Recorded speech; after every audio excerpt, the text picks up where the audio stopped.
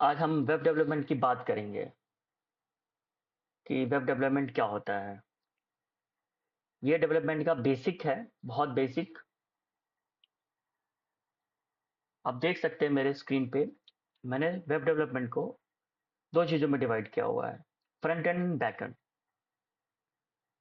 पूरा web development दोनों चीज़ों से मिलकर बना हुआ है, फ्रंट एंड बैक एंड। जितनी भी डायनेमिक वेबसाइट्स होती हैं जो ब्राउज़र पे रन होती हैं, बेसिकली उसके अंदर जो दिखता है, जो विजिबिलिटी होती है उसकी, जो फर्स्ट टाइम जब ब्राउज़र पे लोड होता है, जो यूज़र को banner, tags, data, footer, header, navigation जो चीज़ें सारी दिखती हैं वो फ्रंट एंड में आती हैं।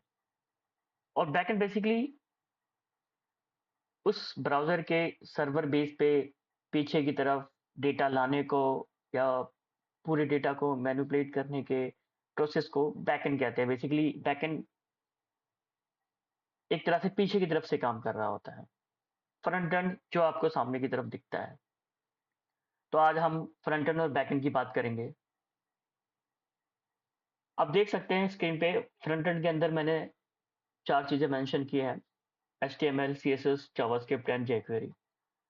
बैकएंड साइड आप देख सकते हैं कि servers, database, API and server side logic. इन सब के बारे में हम आगे डिटेल वीडियो में काम करेंगे, डिटेल वीडियो बनाएंगे, फिर मैं आपको इनके बारे में बताऊंगा। आज हम सिर्फ बेसिक बात करते हैं वेब डेवलपमेंट की। बेसिकली ये क्या होता है, फ्रंट एंड क्या होता है, बैक एंड क्या होता है, किस तरीके से ब्राउजर पे आपको चीज़ें दिखती हैं, क्या क्यों दिखती हैं, कैसे दिखती हैं, इसका रीज़न क्या है। और जब पेज ब्राउज़र पे कोई भी पेज रेंडर होता है तो उसका व्यू सोर्स में बेसिकली क्या होता है, व्यू सोर्स का स्ट्रक्चर को हम क्या कह सकते हैं। तो आप देख सकते हैं फ्रंट एंड के अंदर मैंने चार चीज़ें मेंशन की है। अभी हम फ्रंट एंड की बात करते हैं। HTML। तो बेसिकली जो HTML है, और आप देख सकते हैं साथ में स्ट्रक्चर है। तो बेसिकली जो फ्रंट एंड का जो बेसिक थिंग है वो HTML है। और जो स्टार्टिंग पॉइंट है, जो पूरी वेबसाइट का जो डेवलपमेंट का जो फर्स्ट पार्ट है वो HTML ही आता है। कि डेवलपमेंट के लिए जो हम जब स्ट्रक्चर बनाएंगे, इससे पहले यूजर मीन्स कोई प्रोजेक्ट जब स्टार्ट होता है तो हम पहले फोटोशॉप में या फिग्मा में डिजाइन बनाते हैं।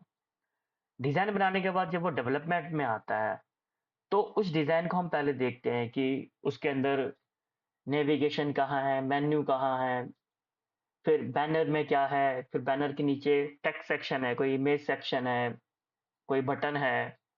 फिर और नीचे की तरफ आते हैं तो देखते हैं फुटर एरिया है। तो जब हम किसी भी डिजाइन को फर्स्ट टाइम देखते हैं तो वो पूरा का पूरा जो डिजाइन है उसका जो पहले जो स्ट्रक्चर है वो HTML में बनेगा। कि एक डिव बनाया हमने शुरू में हेडर के लिए, फिर बीच वाले सेक्शन के लिए, फिर सबसे बॉटम वाले सेक्शन के लिए।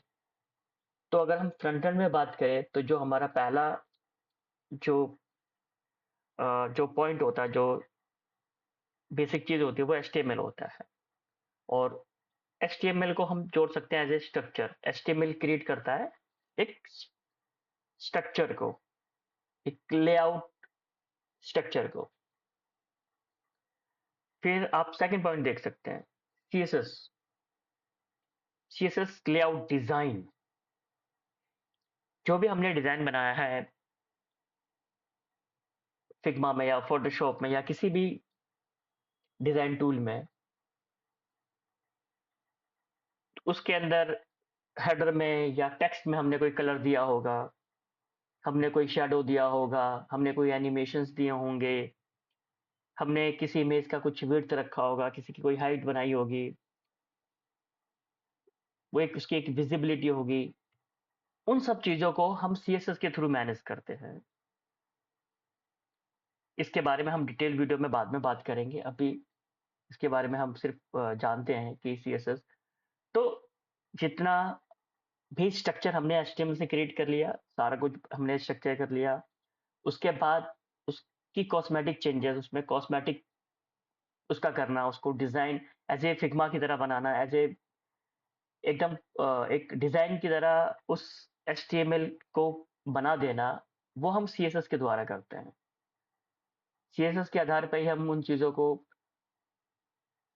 एक यूज़र के लिए तैयार करते हैं, ब्राउज़र के ऊपर। अब आप नीचे देख सकते हैं, जावास्क्रिप्ट है, jQuery है। आप साथ में देख सकते हैं, मैंने यहाँ लिखा हुआ है एचटीएमएल डॉम मैनिपुलेशंस। यस, जो एचटीएमएल स्ट्रक्चर होता है, हमने टॉप से लेकर बॉटम तक सारे स्ट्रक्चर बना दिए। तो लेकिन कई जगह आप किसी वेबसाइट पे जाते हो और आप देखते हो किसी यूजर ने किसी मेन्यू पे माउस ओवर किया, नीचे ड्रॉप डाउन ओपन हो गए, या आप देखते हो कहीं बैनर होते हैं जो स्लाइड्स होते रहते हैं, या अब कई बार आप देखते हो किसी बटन पे या किसी लिंक पे आप क्लिक करते हो तो एक पॉपअप ओपन हो जाता है। बेसिकली उन सब चीज़ों को बनाने के लिए यहाँ पर हम जावास्क्रिप्ट या jQuery का यूज़ करते हैं। जावास्क्रिप्ट और jQuery की बेसिकली एक फाइल होती है जो हम अपने वेबसाइट के या हेडर में, एचटीएमएल के हेडर में इंक्लूड करते हैं। उसके बाद इसके छोटे-छोटे फंक्शंस को यूज़ करते हैं। सेम जावास्क्रिप्ट भी वैसे ही काम करता है, लेकिन जावास्क्रिप्ट के लिए हमें किसी लाइब्रेरी की ज़रूरत नहीं होती है। जावास्क्रिप्ट कोड आप मैन्युअली नॉर्मली लिख सकते हैं और उसको यूज़ कर सकते हैं।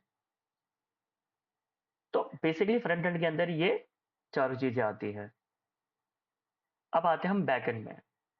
अब देख सकते हैं बैकएंड में हमने कुछ चीज़ें लिखी हुई है, सर्वर, डेटाबेस, एपीआई और सर्वर साइड लॉजिक।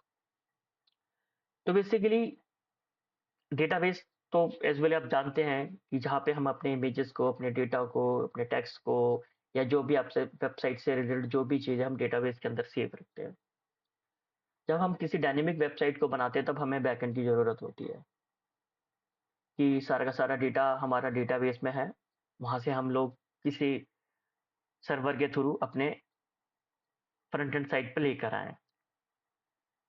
तो बेसिकली जो सर्वर का काम होता है डेटा मैनेज करना। जितने जो सर्विसेज़ आती हैं सर्वर के पास फ्रंट एंड साइड से, उसके थ्रू डेटा को मैनेज करके आगे सेंड करना।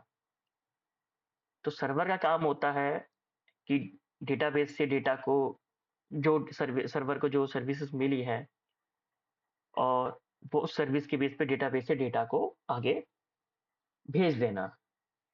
इन दोनों के बीच में जो रिलेशन एस्टेब्लिश करता है वो होते हैं एपीआईज। एपीआईज एक तरह के सर्विस रिक्वेस्ट होता है जो फ्रंट एंड साइड से सर्वर को हिट करता है। सर्वर के पास जाता है वो रिक्वेस्ट, सर्वर डेटाबेस से वो डेटा निकालता है जो भी रिक्वेस्ट आई है सर्वर के पास, और उसको वापस भेज देता है। तो फ्रंट एंड और बैक एंड इस तरह से कनेक्टेड होते हैं। जब किसी ब्राउजर पे कोई पेज लोड होता है और हमने वहां कुछ रिक्वेस्ट ऐड करके रखी है कि ये जो डेटा है, ये जो टेक्स्ट है, ये हमारा बैकएंड से आना चाहिए, तब हम वहां से एचटीएमएल के थ्रू या मीन्स एचटीएमएल पेज से या फ्रंट एंड साइट से हम एपीआईज को भेजते हैं, एपीआई को हिट करते हैं सर्वर के पास। सर्वर ये चेक करता है कि किस तरह की एपीआई, कौन सी सर्विस हमारे पास आई है, किस डेटा के लिए आई है, इमेज के लिए आई है या टेक्स्ट के लिए आई है या दोनों के लिए आई है। वो हम जब एपीआई को डेवलप करते हैं उसके बेस पे वो डेटा मैनेज किया जाता है सर्वर के थ्रू।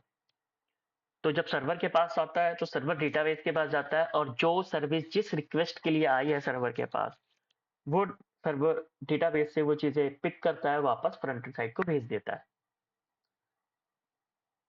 तो बेसिकली जो फ्रंट एंड और बैक एंड है वो इस तरह एक दूसरे से रिलेट होते हैं। हम आगे के वीडियोस में, आगे के चैप्टर में हम लोग पहले फ्रंट एंड को कवर करेंगे। हम सबसे पहले एचटीएमएल को कवर करेंगे कि एचटीएमएल स्ट्रक्चर बनाते कैसे हैं। हम लेआउट देखेंगे, लेआउट जो भी हमारे पास फिग्मा से या फोटोशॉप से जो भी एक डिज़ाइन होगा, हम उसको देखेंगे और उसके बेस पे हम एचटीएमएल स्ट्रक्चर बनाएँगे। एचटीएमएल, सीएसएस, जेक्वेरी, जावास्क्रिप्ट से हम लोग पहले स्टैटिक वेबसाइट्स की बात करेंगे। उसके बाद जब हम इनको कवर कर लेंगे तब हम बैकएंड की बात करेंगे। इस वीडियो में इतना ही। Thank you guys. Thank you. Like and subscribe. Thank you.